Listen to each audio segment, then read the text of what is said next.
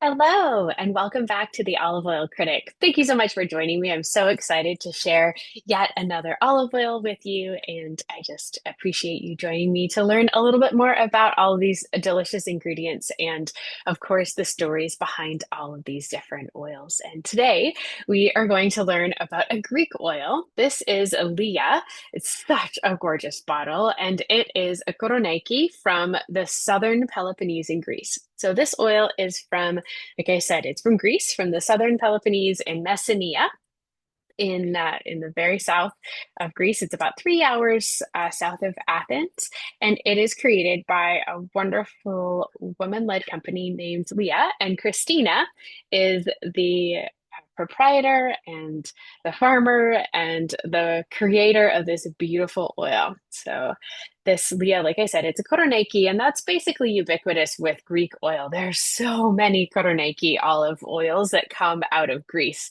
It's a very, very commonly grown olive. Even Kalamata olive oil that is from the region of Kalamata is typically this olive variety, Koroneiki, because it's just so commonly grown all over, and it's grown in the region of Kalamata. Where this is close to that is in Messenia, not far away from the city of Kalamata. It's about 35, 40 minutes away.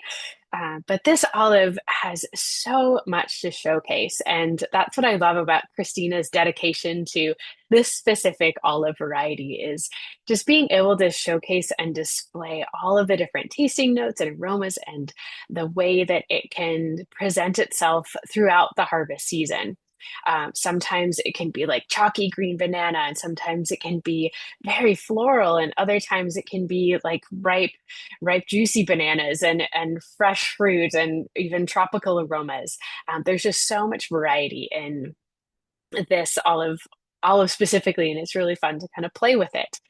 She is dedicated so much of her time to really educating the farmers in her region about olives and olive oil as well, growing practices, that she started the Lia Hub. And the Lia Hub is a place of gathering for olive farmers in the area to learn even more about this incredible olive, as well as how to grow their businesses and produce a higher quality oil every year. All right, let's give this olive oil a smell. It's super herbaceous. This one smells like fresh oregano and fennel and thyme and fresh lettuce, even like iceberg lettuce. It's beautifully herbaceous.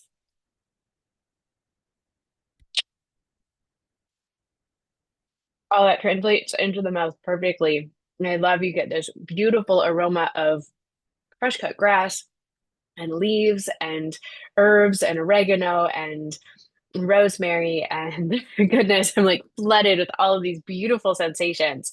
Um, it's also very like there's beautiful bitter greens like radicchio and endive and arugula, even some like broccolini in there. Again, lots and lots of fennel I'm tasting now as the herbaceousness has kind of settled, and you get this beautiful fennel property that sits kind of back here, and then a warming, lingering, peppery finish. It's not intense. This is definitely a medium intensity oil. It's not going to like hit you in the face or anything, but it's so well balanced. The aroma matches the flavor profile that really comes through all the way, into the lingering peppery finish. Let's have another taste.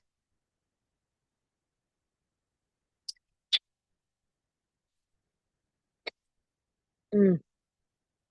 Oh, I can't get enough. It's just so like it's succulent and chewy, and it's really, really delicious. It just makes my mouth water. The It's not really tannic. The bitterness isn't drying in any way, but it just adds such an impact to the flavor.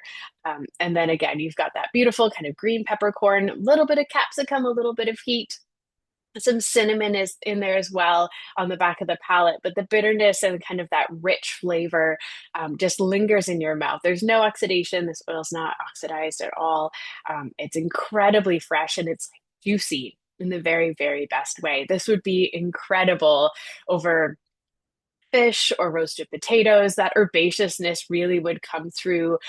I'd even drizzle it over yogurt with some sea salt and mop that up with some fresh bread would be absolutely delicious.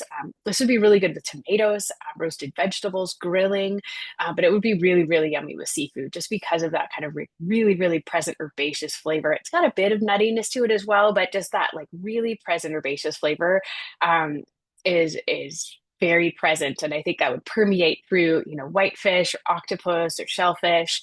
Um, Calamari, anything like that, to even to fry calamari, and this would be outstanding. It would be so good.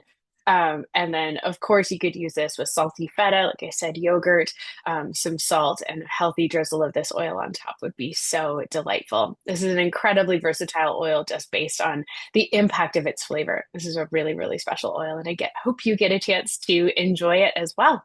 Right. Well, thank you so much for sharing this oil with me. I hope you enjoyed learning a little bit about this Lia from Messenia in Greece. And of course, thank you for joining me and spending a little bit more time learning about olive oil too. All right. I hope you have a wonderful day.